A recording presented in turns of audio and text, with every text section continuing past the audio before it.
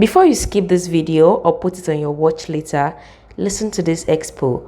This video is for my bridal wear course students. I might pull it down later, so make sure you watch it now.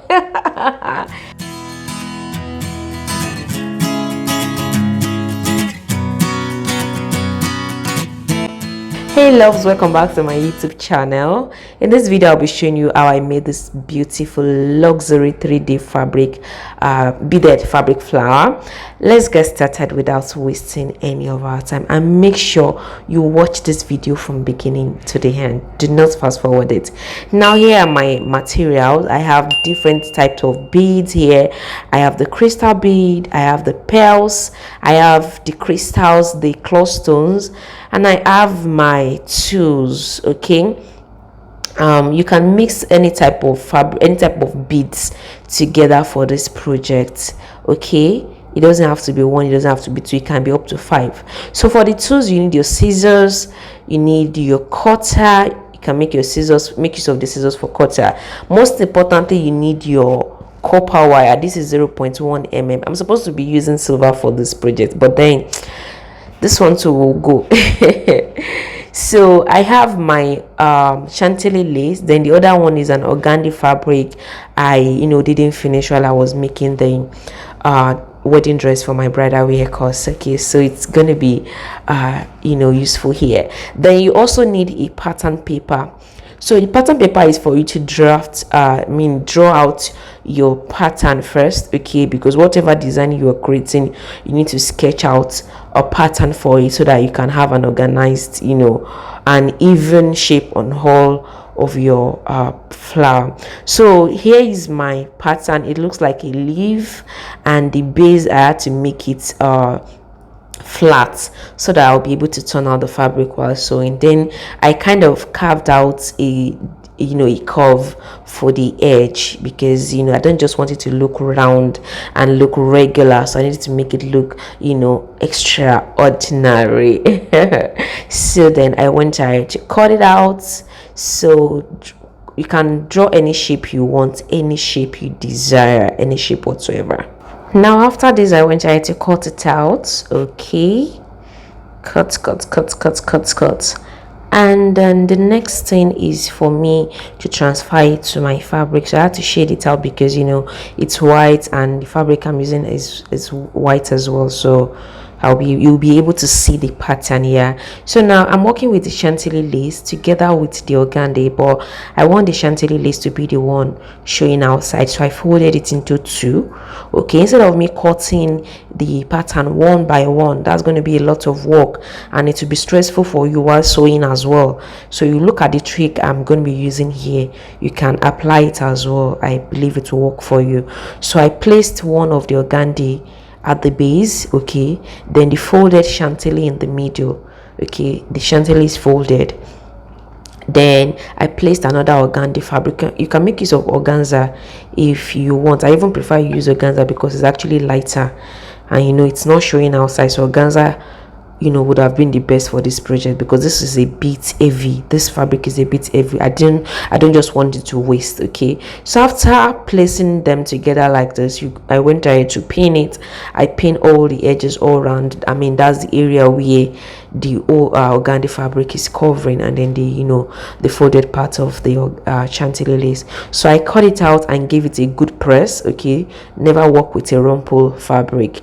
Then I transfer the pattern onto one part of the fabric. Okay, you can make use of your pencil or your fabric pen or your chalk, whichever one is mostly convenient for you to use.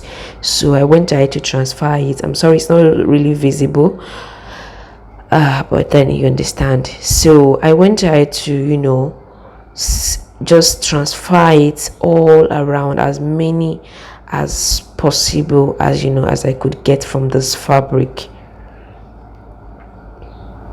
So I drew out the shape, and I think I was able to get 5 or 6. Now here on my sewing machine, this is when I said the trick is very, very important, because it will be easier for you to. So imagine you have to cut it out one after the other, add sewing allowance, and then you start sewing the flower one by one. It will be difficult. So wise thinking, I just went ahead to stitch everything while the fabric was still a whole. Okay, I stitched everything all through while the fabric was still together, and ensure that you do not cover that flat base, because that's where you are going to turn it out. So just watch the technique I use in sewing everything here, and apply the same method as well. So I started from the right side, okay, the base, followed the shape of the pattern, okay, and then I moved on to, yeah, should that be the left or right? Yeah, I finished the sewing. Okay, so that was it. I did that for all of the patterns.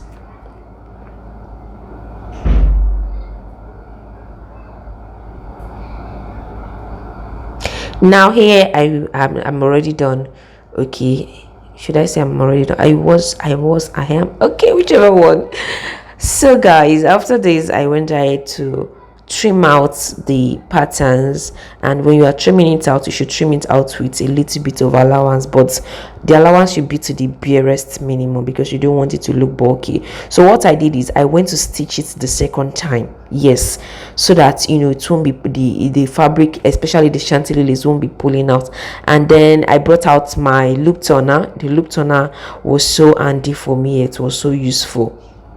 Okay, then I inserted my loop turner. The loop turner has a hook at the top that drags the fabric out, so I use the loop turner to turn it out. Look at what I have. Then I use just bring out the edge, and that was, look at how beautiful that pattern is.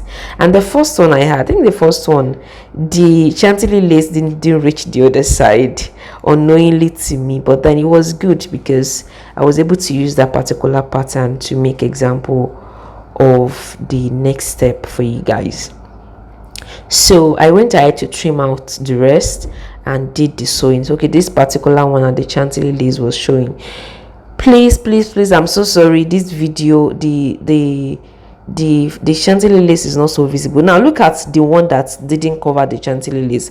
That the chantilly lace didn't cover. You can see the stitches. I went ahead to stitch it at the right side now, okay, leaving a bit of allowance that my copper wire can pass through. So then I was able to do, I went ahead to do the rest as well. I think I have about 6 of them here, and now my copper wire will come into use. Now that casing we just created around the edges of the flower, you insert the copper wire into it. Okay, if you want to make it easier for you, get a paper, a masking tape, and wrap it at the edge of the copper wire, so it won't be poking the fabric while you are passing it through. So yeah, because it might be difficult around that pointed edge to for you to go to the other side. So I think I decided to use that one that is plain, so that you guys can see how the copper wire is going through it, but it still seems not visible though. Yeah, anyway, so when you get to the top edge, that sharp corner, what you do is you bend the copper wire with your hand like this. You can see how I bent it, yes, so that it will be easy for you to pass it through to the other side. This was a bit stressful. When I say stressful, yeah, but then it was a bit technical because that place is is a sharp edge. So this is just the best trick I could think of, covering the edge of the copper wire. There are different methods of doing this applique, actually, this flower, and I just prefer this method because it is neater and more durable. You can, if you watch one of my videos where I did a 3D fabric applique before, okay, that's deer horn like fabric applique, that black one, I will link the video so you can see it. I made use of my crinoline mesh, and then I gummed it together I gummed the fabric together with lining, then the copper wire was in the middle. So the, what's it called, the crinoline mesh gave it a bit of structure, so I was just able to trim the edges out, blunt it without having to do all this sewing. But then this one is more durable. Okay, now I've passed my copper wire successfully, thank God. And then make sure that you have some excess of the copper wire left at the base, okay, so that you can, you know, use it to combine the rest. So don't just cut everything to the barest minimum, so leave some excess. Now the copper wire will make it easy for you to bend the flower to whatever direction you want to, whatever shape you desire. Okay, so yeah, that was it. I went ahead to twist the base, okay, so that the copper wire will not pull out of the fabric, and then I gave it a cut. So after cutting it, I went ahead to repeat the same thing for the rest.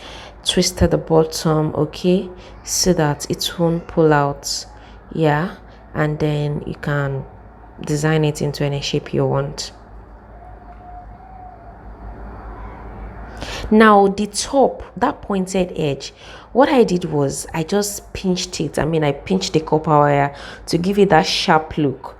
You know, the copper wire was curved, okay, so I pinched it, kind of twisted the edge so that I can have that sharp look. After doing that, I went ahead to arrange the flowers together. Okay, I can call it a flower now, before it was a pattern. So I went ahead to, you know, arrange everything together. I arranged them strategically in such a way that, you know, it looks beautiful. So, and then what I did was to twist the copper wire at the base. I kind of twisted two together first, twisted another two, then, you know, the last one, and then brought everything together. All right, and after that I bent the edges, because you don't want the edges to be sharp, you don't want it to poke the wearer, okay. And after that, any part that is still looking sharp, you get your plier, okay. This is the millinery plier, and if you don't have this, you can make use of the regular one, but this one is kind of portable enough for the job. So I used that to bend all the sharp edges and, you know, kind of press them together with the base of the flower.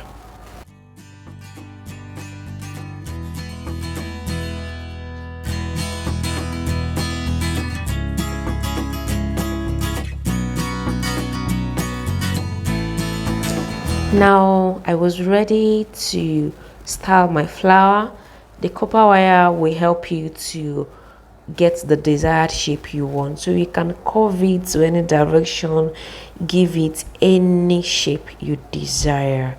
So I decided to have one in the middle to spice it up, you know, and that was it. Now after that, the next thing was for me to design the flower with my cup chain, okay. And here I was contemplating which of the two to use, whether the gold or the silver, and I think the silver is actually mostly suitable because it has a reflection of gold, you know, considering the copper wire I made use of. So, and yeah, I applied this gum, okay. Sorry, it wasn't visible here. It's still going to be visible later. The name. I applied the gum around the edges of the flower. Do not make use of your glue gun here because it's going to dry very fast. So this gum is just the best to use, and it's very, very perfect. Okay, so the name goes the Soxon Y7000. Yes, it's very good gum. It doesn't, if you, after using it, you drop it, it will not just go dry like every other gum that once you just drop it, the rest, by the time you want to use it next, is already dried. So it's a very good gum to use, okay. So then I went ahead to place the cup chain. Now before you start placing the cup chain, leave the adhesive for a while, I mean the gum, yeah, to dry a little bit, just for some air to go inside it. Because if you just attach the cup chain or whatever you want to gum immediately like that, it will start pulling out. It's just like when you are making use of a full stick. I don't know if you've been to a cobbler shop before, a cobbler shop. When they are trying to gum your shoe, you will realize that after they attach after they apply the adhesive, they wait a little bit for it to dry before they now gum it together. So that's the same thing applicable here. Okay,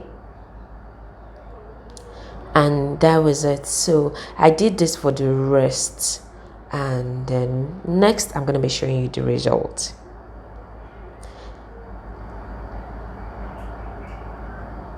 So I was just trying to make sure that everything stays in place. If you want a more durable job, you should go ahead and use your transparent thread to unstitch it. Yes, unstitch it, because you cannot trust all this adhesive 100%.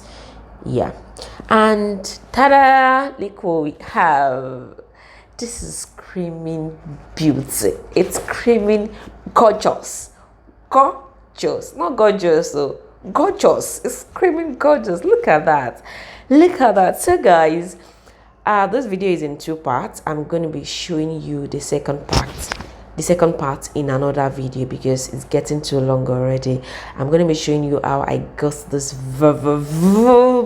look at the end of the day. So make sure you watch the next video. See you some other time. Bye.